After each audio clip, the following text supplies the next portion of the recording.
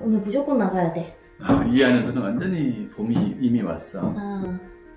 오늘 할 이야기는 내 자신도 좀 미스터리인 것이, 이 이야기가 어디서 생기는지를 기억 못 하겠어. 고전인가? 고전이라고는 해야 되는데 이걸 어느 책에서 본 것 같은데 그 책의 출전을 모르겠고 검색해봐도 안 나와. 근데 내가 기억하는 거로는 제목이 천녀유원이거든. 천녀유원 드라마도 있었다. 영화.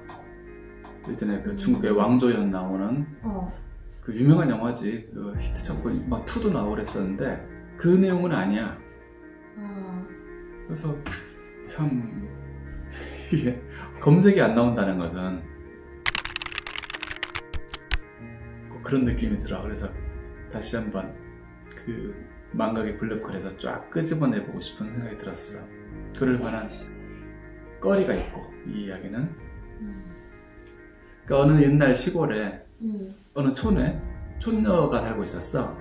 이 촌녀가 양가댁인데 뭐 부잣집은 아니지만 시들어가는 양반집에 외동 딸로서 이 홀아버지 밑에서 살고 있었어. 아버지는 이 딸을 잘 시집 보내는 것이 이제 존재 목적이지. 즉 배운 집, 명망 있는 집, 잘 사는 집에 이제 딸을 시집 보내려다 하고 있는데 항상 뜻은 그렇게 되지 않듯이 이 딸이 동네에 참 뒷불도 가진 거 없는 신분도 낮은 총각과 눈이 맞은 거야. 여러 가지 표현이 있을 텐데 왜 눈이 맞았다는 표현을 쓰게 되나, 또 참 생각해 볼 일이야.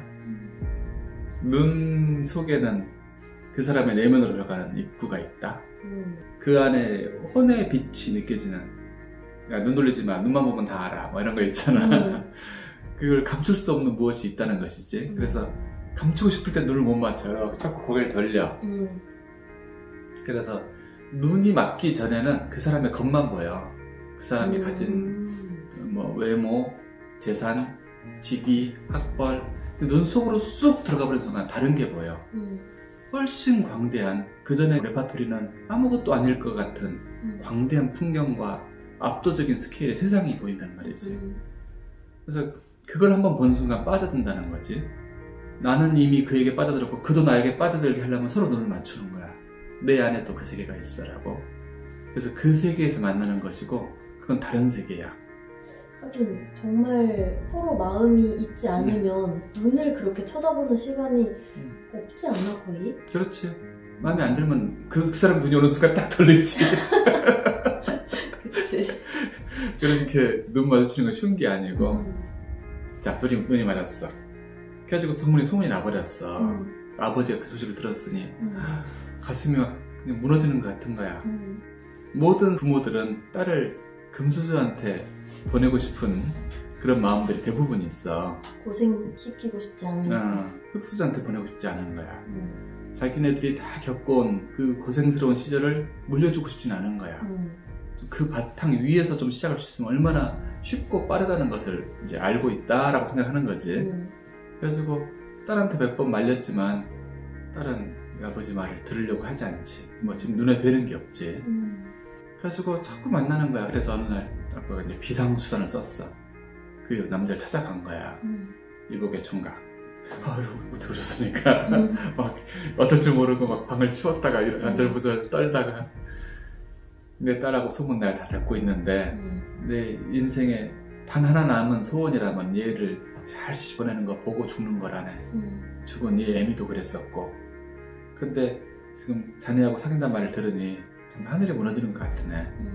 네, 정말 단 한 번 부탁을 하겠는데 헤어져 주게나.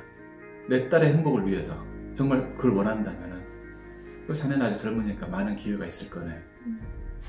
그렇지 않다면 나는 너희 둘 사이를 맺어줄 수도 없을 뿐더러 혹시 도망가서 같이 산다 해도 난 축복해줄 수가 없네. 그런 거야. 그러고 돌아왔어. 그러니까 참 고민스러웠지. 봉투를 내밀었으면 얼른 결론 내렸을지 모르는데 그것도 하지 마.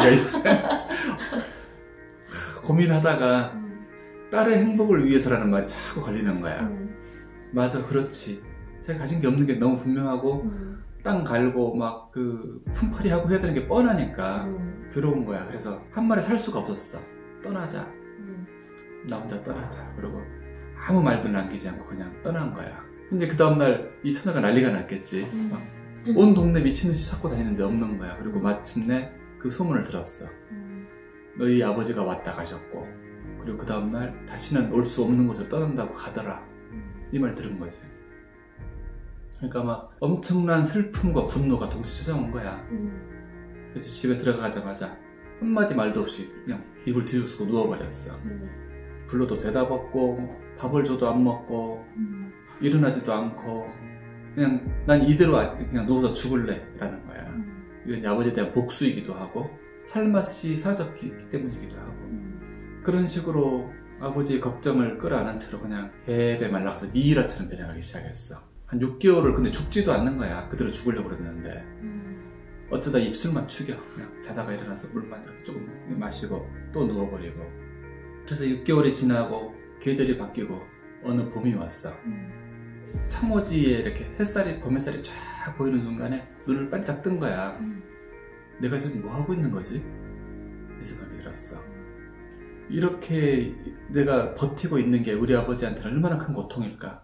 근데 죽지도 않아지네. 그럼 지금이라도 우물에서 뛰어내릴까? 또 아버지가 얼마나 고통스러울까 생각하니까 그것도 안 되겠고. 그럼 차라리 그 남자를 찾아 떠나볼까? 생각을 해본 거야. 근데 예전에도 그 생각 안 했던 건 아니야. 근데 왜 못했냐면은 그 머나먼 길을 한 달이 넘게 가야 되는데 여인의 몸으로 가다가 호랑이를 만나면 어떡해. 옛날에 호랑이 자주 만났어. 근데 이제 생각해보니 호랑이한테 물려 죽으면 어때? 이 생각이 드는 거야. 죽음보다 괴로운 삶을 살고 있는데 이 생각을 하니까 겁이 안 나는 거야 이제는. 아 죽어도 좋다고 생각하니까 용기가 생기는 거야. 가보자. 남잠을 딱 하고 새벽에 출발한 거야. 그냥 터덜터덜. 결국 그가 산다는 밀양에 도착을 하고 그 쇳가루 좌석에 빨려들듯이 둘은 싹 만나게 된 거야. 그래가지고 순간 미쳐 날뛰듯이 좋아하지. 너를 한 번도 잊은 적이 없었다. 그리고 우리 두 번 다시는 헤어지지 말자. 거기서 모자라지만 신적 살림을 차리고 살았어. 그리고 꿀 같은 시간이 지나서 한 1년 반, 2년쯤 지나니까 애도 하나 생겨있고 이제 아버지가 생각이 나는 거야. 혼자 놔둔 아버지 한번 우리가 인사드리러 가자. 아무리 그때는 분노하고 싫어하고 했을지 모르지만 이렇게 자식이 애기 데리고 가면은 반가울 것이다. 그래서 다시 아버지 모시고 우리 살자. 그러세 해가지고 둘은 애기를 이제 안고 업고 해가지고 쭉 살림까지 싸들고 다시 그 길을 간 거야. 가는 발걸음은 굉장히 빨랐어. 확신이 있었어. 아버지는 나를 반길 것이라는. 얼마나 혼자 외롭겠어. 도착해보니 그 집이 낡아가지고 그냥 사람의 생명이 다 빠져나간 것 같은 그런 막 자풀이 우거진 집이 있는 거야. 지붕도 안 닫아놓고 문도 거미줄이 확 쓸어있고 문을 탕탕탕 두드렸어. 그러니까 안에서 좀 있다가 누구셔? 아버지 난지가 목소리 들리는 거야. 저예요. 근데 깜짝 놀라게 해주려고 문을 딱 열으니까 아버지 저 촌녀예요. 제가 돌아왔어요. 그래서 아기를 탁 보여주는 거야. 어리둥절해 하는 거야 아버지가. 무슨 소리야? 내 딸은 저기 안에 지금 누워있구만. 몇 년째? 그러는 거야. 그러니까 완전히 황당한 거지. 그래가지고 달려 들어갔어. 그냥 막을 틈도 없이 문을 꽉 열어젖힌 거야. 자기 집 방문을.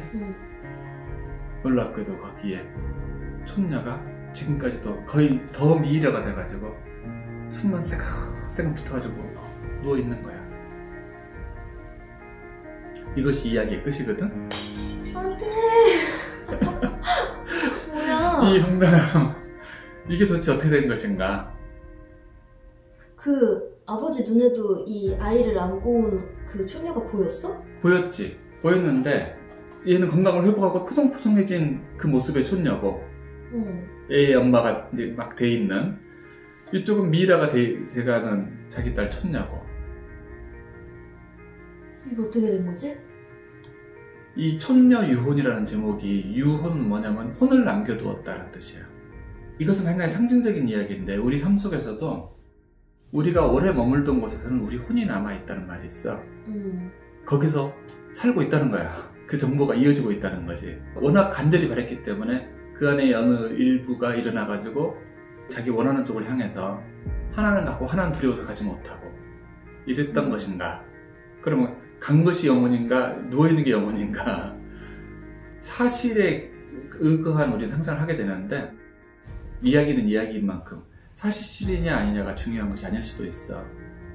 다만 우리는 삶 속에서 무수히 그런 갈래길 속에서 반의 에너지를 글로 보내는 경우도 있겠고 또는 10분의 1의 미련을 거기 남겨둘 수도 있겠고 뭐 헤어진 사람에게 남겨둔 나의 혼의 자취 이런 것도 있을 거야.